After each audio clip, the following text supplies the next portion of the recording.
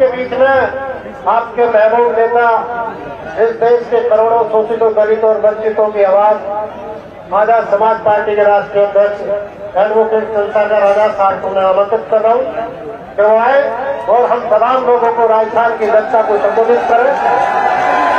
भाई चंद्रशेखर आजाद।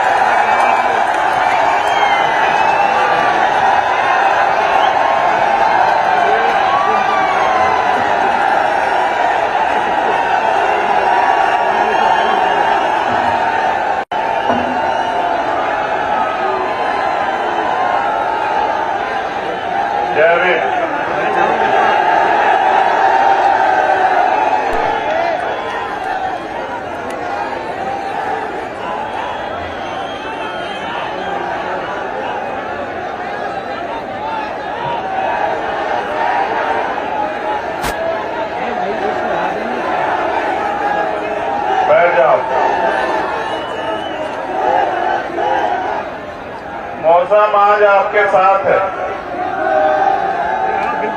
आज मौसम आपके खिलाफ नहीं है, तो मैं आपसे आग्रह करूंगा कि आप बैठ जाओ।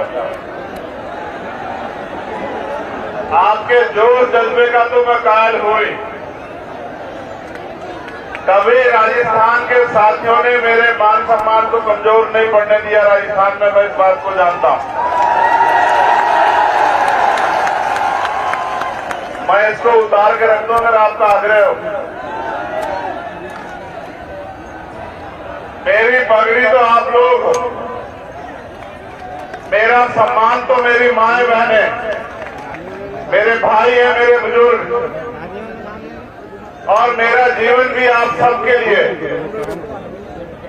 तो आज के इस सामाजिक न्याय महासम्मेलन में अपनी बात को रखने से पहले समय समय पे भारत के इस पावन भूमि पे जन्मे सभी संतों, गुरुओं, महापुरुषों को नमन करता। करुणा के सागर तथागत बुद्ध जी, सदगुरु रविदास जी महाराज, भगवान वाल्मीकि महाराज, गुरु नानक देव, संत कबीर,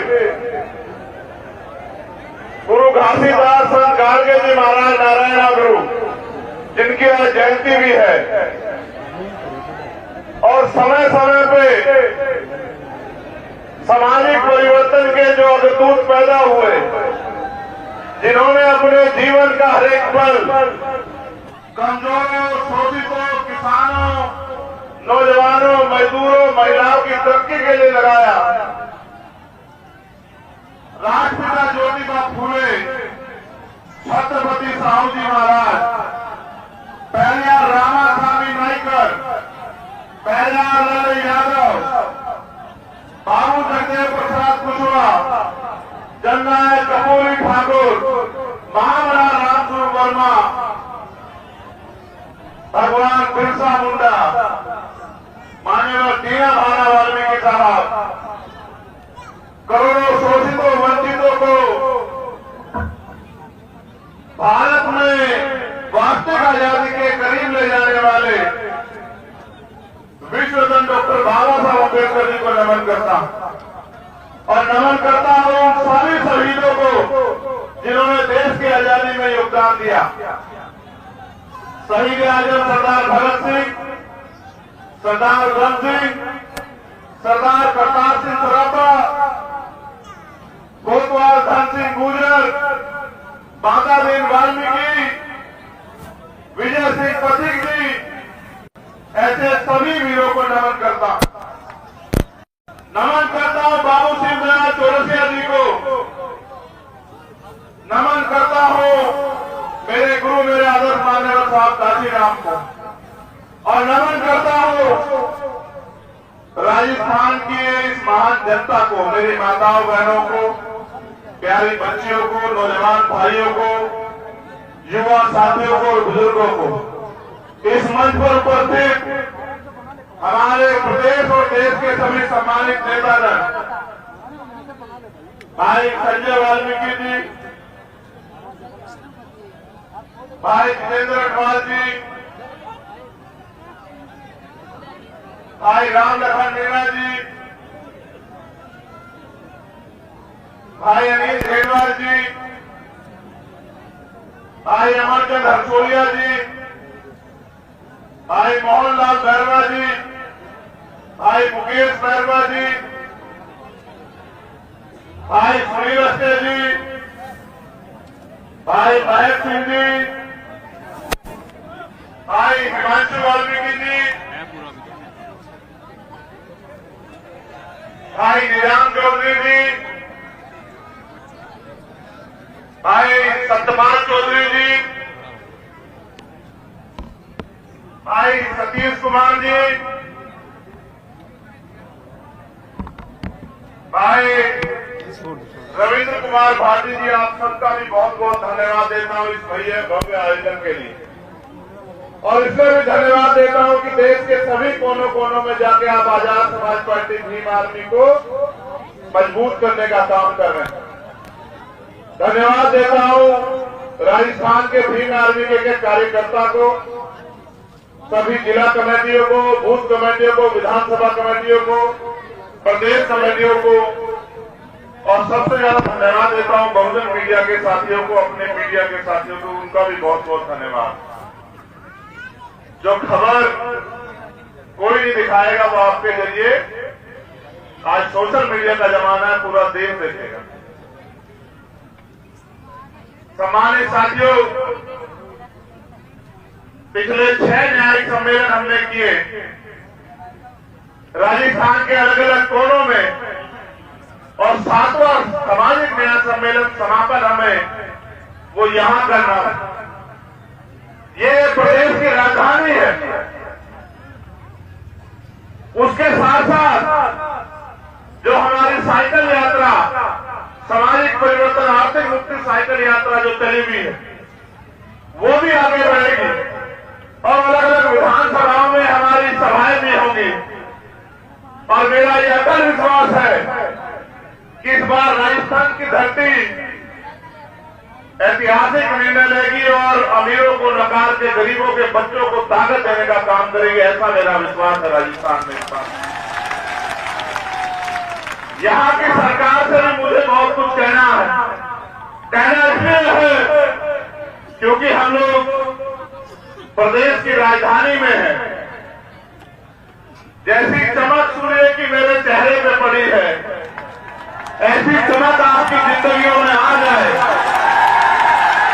यही पूरा आंदोलन है, यही पूरा संघर्ष है, यही लक्ष्य है। और ये चमक तब तक रहेगी जब तक आप लोग संघर्ष करोगे।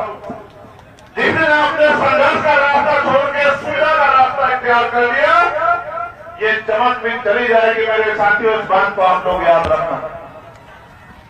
तो जैसा मैंने कहा कि यहाँ की सरकार से भी बात करनी है, लेकिन यहाँ की सरकार के साथ यहाँ अपने लोगों से भी बात करने की वो क्या चाहते हैं। अगर आप इन सरकारों से खुश हो, अगर आप इन सरकारों के कार्यकाल से खुश हो, तो फिर आपको आजाद समाज पार्टी को समर्थन करने की कोई जरूरत नहीं। और अगर आप ये मानते हो कि बार बार आपसे धोखा करके, आपसे झूठे वादे करके आपको ठगा गया है, तो फिर हमारे यहाँ एक कहावत है कि अजमाए हुए को अजमाया हुआ नहीं जाता। अगर आप मानते हैं कि यहाँ सभी सरकारों ने आपको बेबस, लाचार, गुलाम बनाने का काम किया है, तो मेरे साथियों फिर ऐतिहासिक निर्णय लो। क्योंकि भारत में आज लोकतंत्र है और लोकतंत्र में बहुमत का शासन होना चाहिए। जिनका वोट होना चाहिए, उनका राज होना चाहिए। लेकिन वोट यहाँ आपके पास है, राज आपके हिस्से में नहीं आया। आपके हिस्से में आया जुर्म, जाति, बेबसी, लाचारी, अन्याय, अत्याचार और भिक्षी खाल, लुटती अस्मत, ये आपके हिस्से में आया। बेबसी, लाचारी और कई तरह की बेबसी, लाचारी। अभी यहाँ छात्र चुनाव होते थे, शासन चुनाव से हवा का पता लगता था। इस बार भीम आर्मी स्टूडेंट फेडरेशन मैदान में आई तो मुख्यमंत्री जी चुनाव से ही मुकर गए। वो कहते हैं चुनाव ही नहीं कराने, क्योंकि लोकतंत्र की सबसे पहली पाठशाला है छात्र राजनीति, और छात्र राजनीति से जो निकल कर आता है वो सरकार के दमन के आगे झुकता नहीं। उसका सबसे बड़ा उदाहरण आपके सामने चंद्रशेखर आजाद खड़ा। जहां एक तरफ अमीरों की औलादें एसी के कमरों में सीखती है, बड़े बड़े बस पर सीखती है, वहां गरीब किसान कमेरे नौजवानों के औलादें वो छात्र संघ के जरिए यूनिवर्सिटी और कॉलेजों में सीखती है। इनको लगा कि नया नेतृत्व न खड़ा हो, इनको आपसी गठजोड़ चलता रहे, नए नेतृत्व का निर्माण न, इसलिए शासन चुनाव को टाल दिया जाए। याद रखना मुख्यमंत्री जी, आप भले ही सत्ता की ताकत से शासन चुनाव को न होने दो, लेकिन आप 2023 का चुनाव नहीं रोक सकते। 2023 का चुनाव होगा, ये युवा शक्ति राजस्थान की काया पलट के रख देगी, इस बात को आप याद रखना। आप नौजवानों की बात करते हो किस मुंह से? आपकी सरकार में सबसे ज्यादा पेपर लीक होते हैं, गरीबों के भविष्य में, नौजवान लोगों के भविष्य के साथ खिलवाड़ होती है, उनके हिस्से को डकाल लिया जाता है। मैंने पहली बार सुना बस में बैठ के पेपर दिए जाते हैं, पेपर लीक इतना बड़े पैमाने पे यहाँ होता है, और मुख्यमंत्री जी कहते हैं कानून का राज है, जो एक पर्चा सुरक्षित न रख पाए वो राजस्थान की जनता को सुरक्षित रख देगी क्या सरकार? आप मुझे बताओ। ये युवाओं के भविष्य के साथ जो खिलवाड़ चल रहा है, इस ढक्कन को हम लोग बंद करने का काम करेंगे 2023 में। आप लोग इस बात को याद रखना मेरे साथी। मेरे आज भी याद है, यहाँ की सरकार कहती है जब इनके बड़े नेताओं पे अत्याचार होते हैं या संविधान का हनन होता है, ये कहते हैं कि सरकार, केंद्र की सरकार खराब है, संविधान को नहीं मानती। मैं ऐतिहासिक प्रमाण हूं आपके पास। मैं सीएचए के साथियों की लड़ाई लड़ने आया था, उनका आंदोलन था, रात को 12 बजे इसी जयपुर से उठा के मुझे सोते हुए को, और सिर्फ मुझे नहीं, मुझे तो आदत है आपकी लड़ाई में हर कीमत चुकाने की, लेकिन जितने भी साथी मेरे साथ आए थे सबको जेल भेजने का काम किया सरकार। और लड़ाई ये है क्या? सिर्फ उन सीएचए के भाइयों के हक अधिकार की थी। यहाँ हर गरीब टीचर का जो है वो ट्रांसफर नहीं हो रहा, चाहे आशा कार्यकर्ता हो, आंगनबाड़ी हो, सीएचए के भाई हो, थर्ड ग्रेड टीचर हो, सरकारी कर्मचारी हो, तमाम लोग परेशान हैं। अभी मेडिकल के डॉक्टर्स ने धरना दिया, मुख्यमंत्री तानेशाही पे रहे और उनसे कहा नौकरी करनी है करो वरना छोड़ दो। ये है इनकार किस लिए? इसी जनता ने आपको ताकत दे देंगे, आज आप अहंकारी हो गए। अगर सरकार अहंकारी हो जाए तो जनता को निर्णय लेके सरकार को सबक सिखाना चाहिए, और उस आदमी को जो तानाशाही करे उसको दोबारा मौका नहीं देना चाहिए कि उसका घमंड इतना बढ़ जाए कि वो अन्याय अत्याचार की हद को पार कर जाए। इसलिए आज हम लोग सामाजिक न्याय सम्मेलन कर रहे हैं, और कानून का राज कितना ही आपने देखा कि यहाँ एक कर्मचारी पहले हर एक महिला को, मुस्लिम महिला को छेड़छाड़ी करता है, और फिर हमारे एक देशभक्त एएसआई की जो है टीकाराम मीणा जी की, और उनके साथ अक्सर और तमाम लोग की, जिनका शंकर भाई के मैं घर भी जाता हूँ यही जयपुर के, उनके आंसू पूछने के लिए, लेकिन उनकी गोली मार के हत्या कर देती है। ये व्यवस्था जो यहाँ राजस्थान में है, और एक सरकारी कर्मचारी की हत्या होती है, शहीद का दर्जा देने के बजाय मुख्यमंत्री जी और उनके नेता बैठ के उस परिवार का मजाक उड़ाते हैं। ये इस बड़े सरकार की सच्चाई है आपके सामने। एक मेरे याद है, आपने ऐसे इतनी बड़ी ताकत में SC/ST की महापंचायत की थी, आपको याद है या नहीं है बताओ? जिस दिन कर्मचारियों ने अपनी मांगों को लेकर SC/ST की महापंचायत की, वो सारे कर्मचारी, मैं जानता हूं कितना उत्पीड़न उन अधिकारी कर्मचारियों का सरकार के लोगों ने किया। सरकार को लगा कि ये कर्मचारी अपने हक आवाज के लिए समाज को इकट्ठा कर रहे हैं। मैं कर्मचारी साथियों से भी कहना चाहता कि जब तक आप अपनी राजनीतिक ताकत नहीं बनाओगे, जब तक आप अपने व्यक्ति को ताकतवर नहीं बनाओगे, इसी तरह के दमन का सामना आपको करना पड़ेगा। लेकिन विश्वास रखिए, अगर एक भी कर्मचारी का दमन होगा तो दमन करने वाला चाहे मुख्यमंत्री हो या उनका कोई मंत्री हो, उनका कोई अधिकारी हो, चैन से नहीं बैठेगा कुर्सी पर। इस बात को आप लोग याद रखना। 2018 के सारे मुकदमे वापस अभी नहीं हुए, सारे मुकदमे वापस हुए। SC आयोग बना है, किसी पोस्ट ऑफिसर जाना नहीं है, वो उनकी कोई बात नहीं मानी जाती। उनके जो देश है उनको भी मैंने सुना, वो भी बेचारे कहते रहते हैं कि साहब ये परेशानी को सुनता नहीं, एक झुंझुना बना के रख दिया, उसको कोई ताकत पावर नहीं है। झुंझुना इसलिए बना दिया कि हम सवाल ना करें, लेकिन सवाल तो करने पड़ेंगे। जनता ने आपको वोट देकर सरकार बनाया, और सरकार इसलिए बनाया कि 2 अप्रैल 2018 में स्पेशली SC के लोगों ने जो आंदोलन किया, उन पर झूठे मुकदमे लगे, उनकी खाल जीती गई। उन्होंने सोचा कि बीजेपी को रोकने के लिए हम लोग कांग्रेस को वोट दे देते हैं। उन्होंने आपकी सरकार बना दी, आपने उसके नाम पर 2019 में वोट लिया, और आज तक आपने मुकदमे वापिस लेके न्याय आयोग को ताकतवर किया। ये बात इस बात को स्पष्ट करती है कि आप इन वर्गों के हितैषी हो ही नहीं। सम्मानित साथियों, बड़े दर्द के साथ कहना पड़ रहा है, देश भर के जुल्म हत्याएं एक तरफ, देश भर का अन्याय अत्याचार एक तरफ, और राजस्थान का अन्याय अत्याचार एक तरफ, और फिर आप अन्याय अत्याचार के खिलाफ आवाज भी नहीं उठा सकते। आपको याद है जितेंद्र मेघवाल, कितने लोगों को याद है? हाथ खड़ा करो।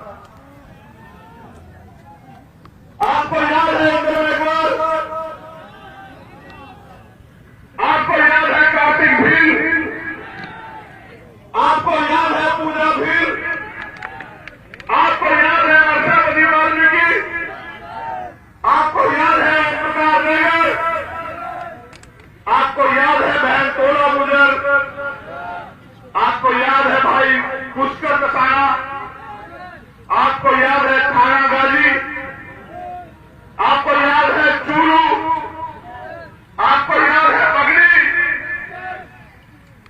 और अभी अभी पाली की जो वीडियो मैंने डाली कि किस तरह सरकार में, और मैं अशोक मेघवाल के परिवार के साथ जो है उसको भी नहीं भूल सकता।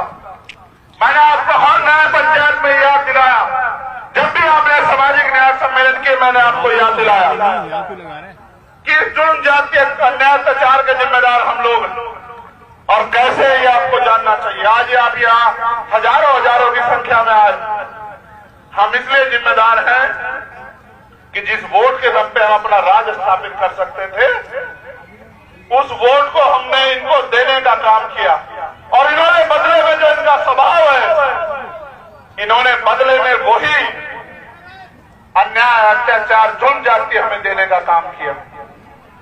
अगर आपने इनको पागल बोलना बनाया होगा तो किसी जालिम की हिम्मत नहीं होती कि वो जितेंद्र मेघवाल को चाकू से चीर देता। किसी जालिम की हिम्मत नहीं होती कि वो पूजा भील की 10-11 टुकड़ों में जो है उसकी हत्या कर देता। कोई किसी सामंत की हिम्मत नहीं होती कि वो इंद्र मेघवाल को पीट के मार देता। मटकी छूने पर उसके खिलाफ पंचायत होती है, ये हमें मारते भी है, और उनके खिलाफ हमारे जो अन्याय की लड़ाई है उसके खिलाफ पंचायत भी करवाते हैं। आप ये बताओ कि बाबा साहब ने हमें वोट का अधिकार स्वाभिमान सम्मान की जिंदगी के लिए दिया, बाबा साहब ने हमें वोट का अधिकार गुलामी की बेड़ियां काटने के लिए दिया, और आपने अपनी वोट का प्रयोग किसने किया मेरे साथियों? ऐसे लोगों पर भरोसा करने के लिए जिनका बस चले तो वो आपसे सांस लेने का अधिकार छीन ले, जिनका बस चले वो आपसे पानी पीने का अधिकार छीन ले, जिनका बस है वो आपसे अच्छे कपड़े पहनने और आजादी से जीने का अधिकार छीन ले। ऐसे लोगों का इसलिए क्योंकि हमने गलती की तो सजा भी हमें मिल रही। वोट दो धारी तलवार है, अगर आप दुश्मन को दोगे तो आपका इलाज होगा, और अगर आप अपनों को को दोगे तो आपकी परेशानियों का इलाज होगा। आपको ये तय करना है कि आपको किसका इलाज करवाना है, अपना या उनका, या अपनी परेशानियों का। मेरे प्यारे भाइयों, सरकार ने बहुत सारी नई नई योजनाएं कुछ दिन पहले लागू की। क्यों 4.5 साल से पहले लोग नहीं रहते थे क्या यहाँ?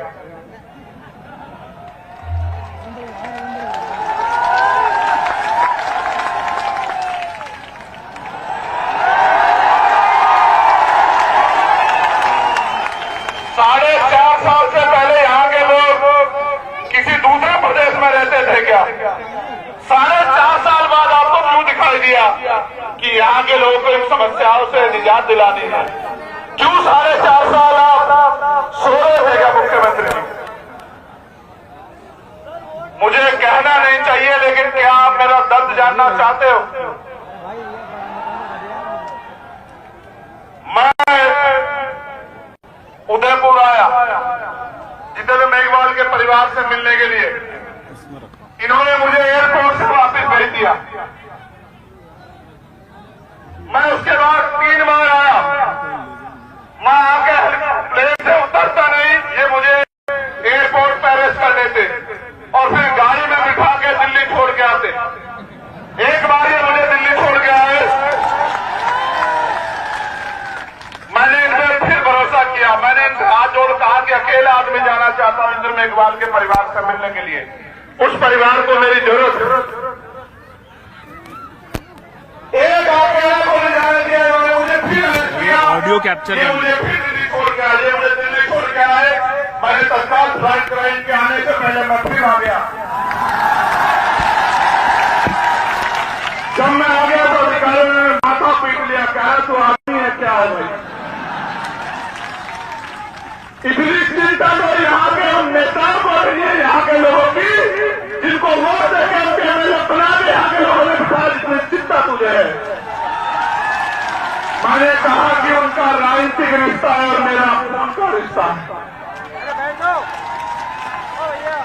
फिर मैं वापस आया और मेरे साथी हमने प्लान बनाया कि इस बार हम यहाँ की सरकार और पुलिस को बताएंगे कि बाबा साहब के बच्चे कितने दिमागदार हैं। और पूरी सरकार और पुलिस की नाक के नीचे से हम लोग जालौर चले गए। जब मैं उनके घर पहुंच गया तब पुलिस को पता लगा। फिर इन्होंने क्या किया, मुझसे झूठ बोल के लेके आए। अगले दिन हमें पीसी करनी थी कि जयपुर तक सुरक्षा दे रहे, और जयपुर लाके फिर 50 गाड़ी लाके पूरा जयपुर बंद करके फिर मुझे दिल्ली छोड़ के आए। मैंने इनसे कहा कि जितना फोर्स मुझे रोकने के लिए लगाते हो श्रीमान जी, इतना फोर्स इन वर्गों की सुरक्षा के लिए लगा दो तो आपके प्रदेश में अन्याय अत्याचार नहीं होगा।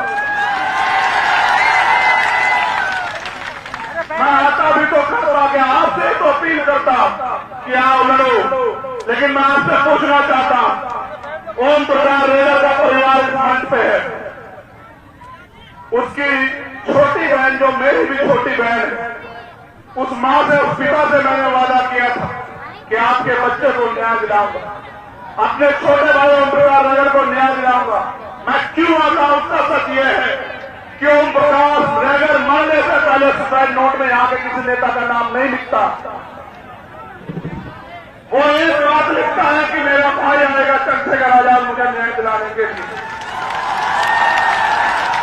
कार्तिक भीड़ में एक नौजवान भाई की हत्या कर दी जाती है। आप ये देखो, 8 महीने से कार्तिक भीड़ का परिवार न्याय के लिए लड़ रहा है। क्या जवाब दूं मैं इनको? पानी देना है। आप बताओ, क्या मैं जुल जात के आगे आंखें बंद कर लूं या घुटने टेक दूं? आप बताओ मेरे लोगों, आप बताओ, आपको तय करना है। क्या मैं औरत की तरह इनके आगे हार मान लूं? क्या मैं औरत की तरह अपने परिवार को मरने के लिए छोड़ दूं? क्या मैं औरत की तरह घर में बैठ के इस अन्याय अत्याचार का तमाशा देखूं या लड़ूं? आप बताओ मेरे लोगों।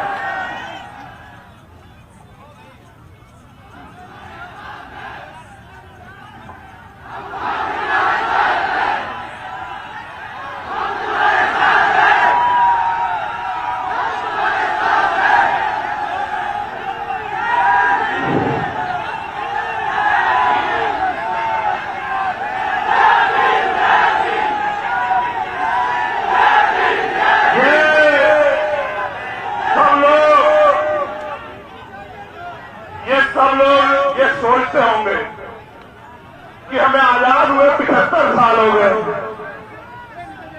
मगर ऐसा क्या है कि आज भी हम भारत में रोटी, कपड़ा, मकान की लड़ाई लड़ रहे हैं, हिस्सेदारी, हकदारी की लड़ाई क्यों नहीं लड़ रहे हैं? आप बताओ मेरे लोगों, तोला गुजर बहन के परिवार को क्या जवाब दो? आप बताओ इंद्र मेघवाल और जितेंद्र मेघवाल के परिवार को क्या जवाब दो? और आप बताओ लाखों लाखों नौजवानों को क्या जवाब दो? मैं एक चीज जानता कि हर जुर्म जाति की एक उम्र होती है, हर अन्याय की एक सीमा होती है और हर दमन का बंदोबस्त होता है। अब समय आ गया है साथियों कि ये जो दमन राजस्थान में चल रहा है, इस दमन को हमें कुचल के सौरी मान सम्मान और अधिकार की जिंदगी राजस्थान में प्राप्त करनी है।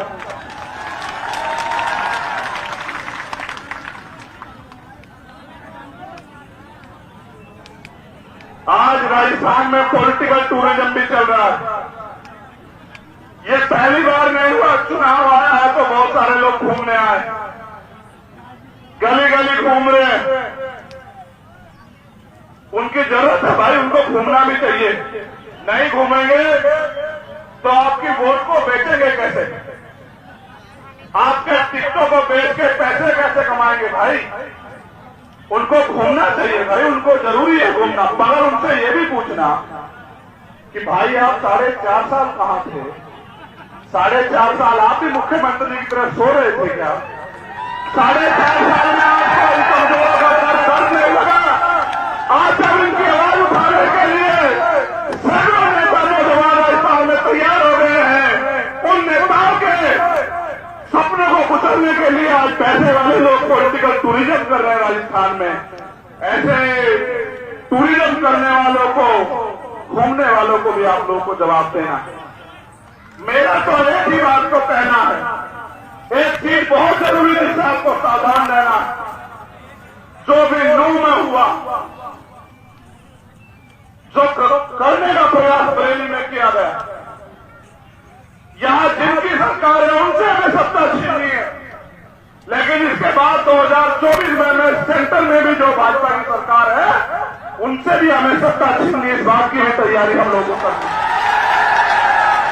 इस बात से भी सावधान रहना है कि नूह में जिस तरह से प्रायोजित हिंसा कराई गई, मैं धन्यवाद देता हूं प्रभाकर चौधरी जी को।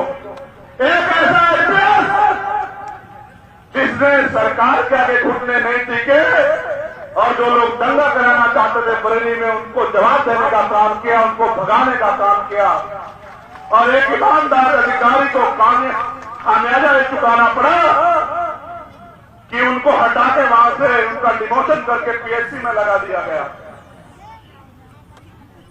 सरकारें बदले, नूह की जो हिंसा हुई वो हिंसा प्रायोजित है और इसलिए प्रायोजित है कि किसी तरह से वोटों का डिवीजन हो जाए, बंटवारा हो जाए।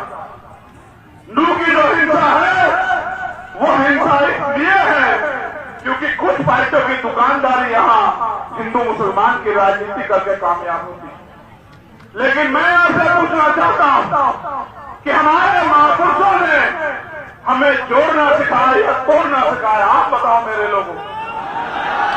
तो क्या किसी बंटवारे से हमारी राजनीति कामयाब हो जाएगी? इस सारे बंटवारे और हिंदू मुसलमान के दंगे के चक्कर में हमारे अपने मुद्दे दब जाते हैं।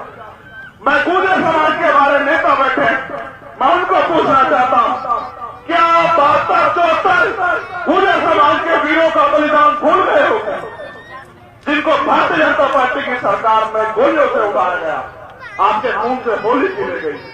क्या हरियाणा में 4 समाज के लोग आपके खून से जो होली खेली गई उसको भूल गए हो क्या? क्या दलित समाज के लोग 2 अप्रैल को जो आपकी खाल खींची गई और पूरे देश में आपके साथ अन्याय हो रहा है उसको भूल गए हो क्या? अगर आज भूल जाओगे तो कारवा लुट जाएगा और कारवा लुट जाएगा तो लोग आपसे आने वाली पीढ़ियां सवाल पूछेंगी कि जब अधिकार थे तो आप क्या कर रहे थे? सम्मानित साथियों, आज एक षड्यंत्र बना के मुस्लिम समाज का आर्थिक बहिष्कार के नाम पे उसी नफरत की दीवार को खड़ा करने का प्रयास किया जा रहा है। लेकिन मेरी इस बात पर गौर करना कि जो स्वाभिमान सम्मान आज हमें प्राप्त है 12 साल से पहले के दिलाने के लिए मैं नाम गिनाऊंगा आपको और आप याद करना। मैंने दिल्ली के मंच से भी आपको याद दिलाया था। राष्ट्रपिता ज्योतिबा फूले, छत्रपति साहूजी महाराज, पेरियर रामास्वामी नायकर, पेरियर लल्लू यादव, बाबू जगदेव प्रसाद कुशवाहा, जननायक कपूरी ठाकुर, बाबू सिद्धदयाल चौरसिया, संत राम बी प्रजापति जी, चौधरी कुंभाराम आर्य, सर छोटू राम, चौधरी चरण सिंह, ये सब पिछड़े वर्ग के लोग हैं, आपके अपने परिवार के लोग हैं। इन्होंने आंदोलन चलाया, उसी को आगे खींचने का काम पहले बाबा साहब अम्बेडकर ने, फिर मान्यवर काशीराम साहब ने किया। आप अपने अपनों को नहीं जानते, इसलिए आपको जब आप इतिहास नहीं जानते, इसलिए आपको हिंदू मुसलमान में बांट के आपके ऊपर राज करना चाहते हैं। मैं इशारों में नहीं, मैं खुल के कह रहा हूं कि देश में किसी भी पार्टी में जो समय थी बाबा साहब अम्बेडकर को चुनाव नहीं जीतने दिया, आपके महापुरुष को, आपके रेवर को लोकसभा में जाने नहीं दिया। अगर न होते मुसलमान और न वो खुलना से बाबा साहब अम्बेडकर को जिताते कॉन्स्टिट्यूशन असेंबली में भेजते, तो बाबा साहब अम्बेडकर संविधान नहीं लिख पाते मेरे लोगों। इसलिए मैं आपको बताना चाहता हूं कि आपको मदद किसकी करनी है, आपको हाथ किसका पकड़ना है। हमारी लड़ाई किसी जाति धर्म से नहीं है, हमारी लड़ाई न्यायाचार के खिलाफ है, गैर बराबरी पर आधारित व्यवस्था के खिलाफ है, हमारी लड़ाई असमानता के खिलाफ है, हमारी लड़ाई हिस्सेदारी की है, हमारी लड़ाई स्वाभिमान सम्मान के जीवन की है। और अगर कोई मानववादी विचारधारा को, गैर बराबरी की विचारधारा को पालने पोषने का काम करेगा तो वो हमारा अपना कभी नहीं हो सकता। इस बात को आपको याद रखना। सम्मानित साथियों, एक बार मैं आया था गोली लगने के बाद भरतपुर और आज आया राजस्थान। मेरे जैसे हजारों लोग के खून बहेंगे। आजादी मांगने से नहीं मिलती है, आजादी की कीमत चुकानी पड़ती है। सरदार मनोज सिंह भुवन यहां बैठे हैं, हमारे राष्ट्रीय सचिव सोमनाथ प्रजापति जी यहां बैठे हैं।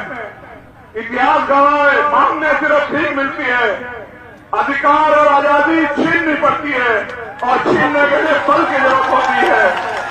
और साहब काशीराम जी ने कहा,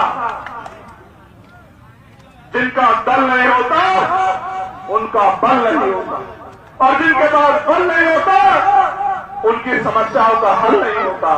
मैं अपनी बहनों से पूछना चाहता हूं, माओ से पूछना चाहता हूं, अगर अमीर इस देश में गरीबों के जैसे होते तो आप बताओ कोई गरीब रहता क्या?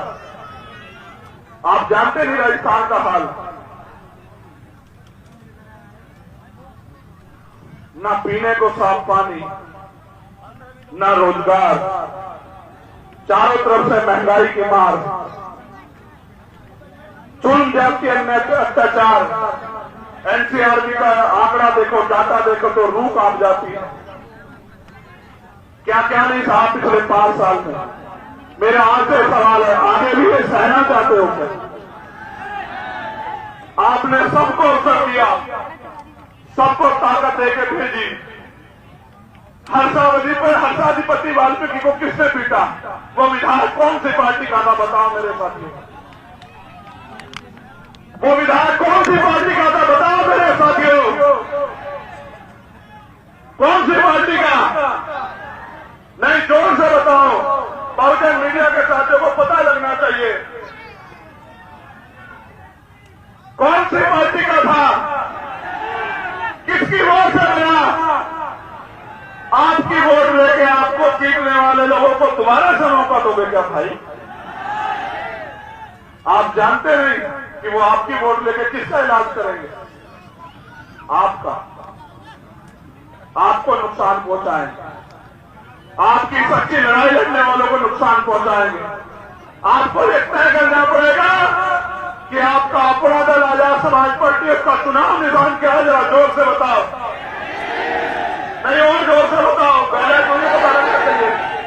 नहीं, तुम्हारी आवाज मुझसे कम। क्या है तुम्हारे ख्याल? बहुत अच्छे। अब आखिरी बात सुनो, आगे के लिए क्या करना है। अभी एक बयान आया, वो देश के यशस्वी प्रधानमंत्री जी जो खुद को गरीब का बेटा कहते हैं, जो 10 करोड़ का सूट पहनते हैं, वो प्रधानमंत्री जी जो चुनाव के समय कहते हैं मैं पिछड़ी मां का बेटा, और चुनाव के बाद जो पिछड़े समाज के हक अधिकार को लुटवाने का काम करते हैं, वही प्रधानमंत्री के आर्थिक सलाहकार जो है विवेक ओबराय, आजादी के दिन के समय उनका यह बयान आना, मेरी बात पर गौर करना कि भारत के संविधान को बदलने की जरूरत है। यह संविधान पुराना हो गया। यह सिर्फ कोई बयान नहीं है, उसका अपना बयान नहीं है। मैं पूरी जिम्मेदार से कहता हूं, आरएसएस और भारतीय जनता पार्टी हमेशा से भारतीय संविधान के खिलाफ थी। इसलिए मैं आपसे कहना चाहता हूं कि मैं इनको ज्यादा मौका नहीं दूंगा। इसलिए हमने तय किया है कि बहुत जल्द दिल्ली से हम लोग प्रेस कॉन्फ्रेंस करके भारतीय संविधान बचाओ यात्रा शुरू करेंगे पूरे देश के अंदर। और वो यात्रा मध्य प्रदेश से शुरू होगी, वो यात्रा राजस्थान में भी आएगी और देश के पूरे देश से कई कोनों में जाएगी। उस यात्रा का मकसद ये है कि जो संविधान इस देश के हर एक व्यक्ति को बराबर का सम्मान और अधिकार और अवसर देता है, हम करोड़ों शोषितों को स्वाभिमान सम्मान का जीवन देता है, देश की महिलाओं को सरपंच से लेकर प्रधानमंत्री राष्ट्रपति बनने का अधिकार देता है, वो संविधान जो गैर बराबरी से मुक्ति की बात करता है, वो संविधान जो अन्याय अत्याचार को खत्म करने की बात करता है, वो संविधान जिसकी वजह से प्राइमरी स्कूल के हेडमास्टर का बेटा यहां खिलाफ बोल रहा है। आप इस मंच पर उपस्थित हैं और यहाँ इतने अच्छे माइक लगे, टैग लगे, उस संविधान की रक्षा का जिसके लिए भी आदमी का जन्म हुआ था। इसलिए मैं आपको वचन देकर वादा करता हूं, मेरा वचन अटल है। सूर्य पूरब की जगह पश्चिम से निकल सकता है, मेरी बात को याद रखना। लेकिन चंद्रशेखर आजाद आज अपने समाज से वादा कर रहा है कि भारतीय संविधान पे आंच नहीं आने दी जाएगी जब तक मेरे शरीर में आखिरी कपड़ा गोली कल की रस्सी आज लगे। मुझे ये भी नहीं पता मेरा आखिरी दिन क्या होगा और कौन सा होगा, मगर मैं जानता कि लिख रहा हूं मैं अंजाम इसका कल आगाज आएगा और मेरे लहू का एक कतरा इनकलाब लाएगा, ये बात याद रखना आपको। इसलिए भारतीय संविधान को बचाने की इस यात्रा के आप लोग सारथी बने। और ये यात्रा की एक अच्छाई मैं आपको बता दूं, हमने निर्णय लिया है कि दिन में इस यात्रा के जरिए हम लोग समाज को तैयार करेंगे और टूरिज्म में ही होगा। ये यात्रा का तो साइकिल पे होगी या पैदल होगी, प्लस रात के ठहराव की व्यवस्था पहले से नहीं होगी। जिस समाज की लड़ाई लड़ रहे हैं उस समाज की जिम्मेदारी होगी कि वो हमारे खाने का सोने की व्यवस्था करे। उस समाज खाने सोने की व्यवस्था नहीं करेगा तो मैं वचन देकर कहता हूं कि हम लोग भी भूखे ही सो जाएंगे, लेकिन रुकेंगे नहीं। ये पैगाम है मेरा समाज के नाम की, उनको तय करना है कि उनको इस आजादी के साथ जीना है जो बाबा साहब अम्बेडकर के संविधान ने दी।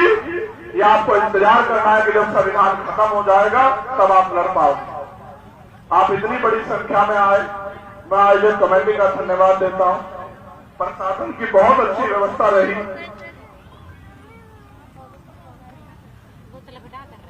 मैं प्रशासन का, पुलिस का भी धन्यवाद, पहली बार धन्यवाद दे रहा हूं, क्योंकि हमसे पहले तो आपने मुझसे ऐसी दुश्मनी निभाई सरकार के इशारे पे। भाई मैं भी आपकी तरह किसान, एक प्राइमरी स्कूल के अध्यापक का बेटा हूं, आप भी किसान कमेरों के बेटे, अगर आप मुख्यमंत्री मंत्री के बेटे होते तो आप 2 स्टार 3 स्टार नहीं होते, या कांस्टेबल हेड कांस्टेबल नहीं होते। मेरे भाइयों, ये मेरी बहनें भी जो हैं, आपको और हमें कोई टकराव नहीं। हम अपने अधिकार के लड़ने के लिए जाते हैं और आपकी मजबूरी होती है सरकार के इशारे पे कि आपकी लाठियों से हमें पिटना पड़ता है। लेकिन विश्वास करो, आपकी लाठियों की पिटाई से हम लोग कमजोर नहीं होते, ताकतवर होते हैं, हमारे हौसले मजबूत होते हैं। लेकिन आप भी ये याद रखा करो कि लाठी थोड़ी आराम से चलाया करो। ये आपके अपने लोग हैं। मैं रिफॉर्म के तौर पर कह रहा हूं, अगर हमें अवसर मिला तो पुलिस के कर्मचारियों की 8 घंटे की ड्यूटी हम लोग करेंगे और सप्ताह में छुट्टी देने का काम करेंगे। मेरी बात को याद रखें। जो कोई नहीं कर सकता, आप उनके लिए गुलाम टाइप हो और हमारे लिए आप सम्मान के वो हो। आप अपनी जान को दांव पे लगाते हो, इसलिए आप हमारी भी रक्षा करते हो, आप नागरिक की भी रक्षा करते हो। इसलिए आपसे कोई टकराव नहीं है, आपके लिए भी रिफॉर्म हम करेंगे। इसलिए आपसे कहना चाहता हूं कि अब जब आपके क्षेत्रों में सभाएं हो और ये आंदोलन आगे बढ़े तो इसमें साथ देना और उन ताकतवर लोगों को जो पैसे के नशे में घमंडी हो गए उनको बताना कि ये छोटे मोटे लोग इस देश का इतिहास लिखेंगे। ये बात याद रखना। हमारे महापुरुषों ने कभी छोटे बड़े की बात नहीं की। हमारी तो पूरी लड़ाई छोटे बड़े के खिलाफ। हम तो समता समानता बंधुत्व भाईचारे को मानने वाले लोग हैं। और मैं कहता हूं, मानव मानव में भेद करे वो किताब कोई भी हो सकती है, मानव मानव को जो सम्मान करे वो भारत का संविधान है। मुझसे सिखाइए। बहुत बहुत धन्यवाद। जय वीर, जय भारत, जय मंडल, जय जोहार, जय संविधान। Bhim army, Azad Samaj party, Bhim army, Azad Samaj party. धन्यवाद मैडम। एक जय वीर, जय भारत।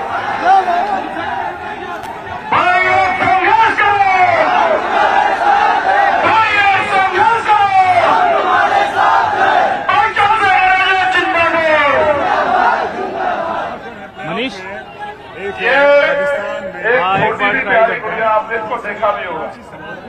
एक बार गुल्लक लेके आई है अपनी मेरी मदद करने के लिए। अभी छोड़ देना। छोड़ नहीं सकता सर, ये जनता को जानता है, ये नुकसान हो गया। आप जिम्मेदार लोग छोड़ देते हैं। मेरे साथी जानना आप जिम्मेदार ले लो, मैं जिम्मेदार नहीं ले सकता यार। ये जानते मेरी हो ना। बच्चियां, मेरी बहनें, मेरी माँ, उनका आशीर्वाद, उनका प्यार मिलता लड़ने की ताकत। मैं अपनी छोटी बच्ची से, बहन से कहना चाहता हूं, आज इस पैसे की जरूरत तुम्हारी पढ़ाई को, जब तक हम ताकतवर ना हो जाए और इस प्रदेशों में आजाद समाज पार्टी के जरिए राज ना जाए, ऐसा राज जहां किसी बहन को, भाई को पढ़ने के लिए अपना मकान नहीं बेचना पड़ेगा, अपनी जमीन गिरवी नहीं रखनी पड़ेगी, इलाज के लिए उधारी नहीं करनी पड़ेगी। जब तक ऐसा राज ना आ जाए तब तक आप इस मेहनत की कमाई से अपनी पढ़ाई चला लो। जिस दिन ये राज आ जाएगा आपको किसी के आगे जो है वो हाथ नहीं फैलाना पड़ेगा। मेरा वचन है आपको, इस बात को आप याद रखना। तो मैं इससे कहूंगा,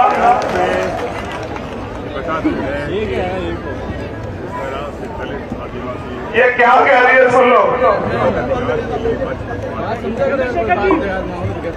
आप सभी सीनियर से सम्मानित साथियों को क्रांतिकारी जय भीम।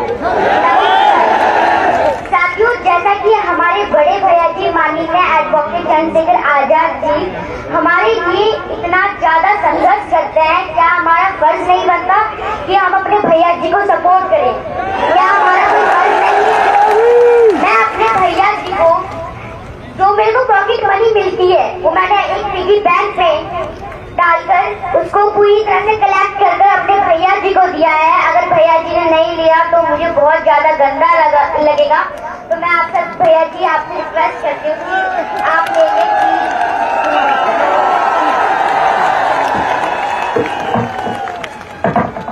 मेरा दिल गवाही नहीं दे रहा है। आप बताओ क्या करें?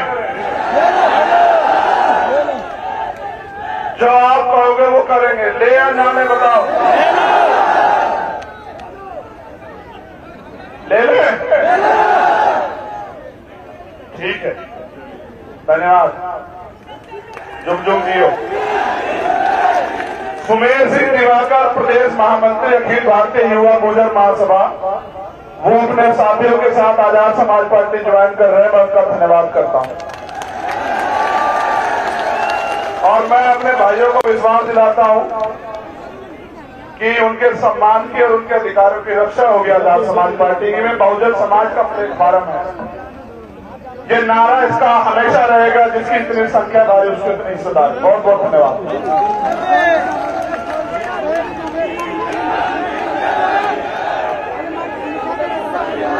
एक और साथी है, मैं माफी चाहता हूं आपसे कि ज्यादा समय दिया जा रहा है। उन्होंने 2 लाख रुपए का सहयोग इस कार्यक्रम के लिए दिया है, मैं उनका धन्यवाद करता हूं। जयप्रकाश आर्य जी, मैं उनका बहुत बहुत धन्यवाद करता हूं और जिन साथियों ने इस कार्यक्रम में मदद की उन सबका धन्यवाद, और स्पेशली आपका, मेरी माँ बहनों का।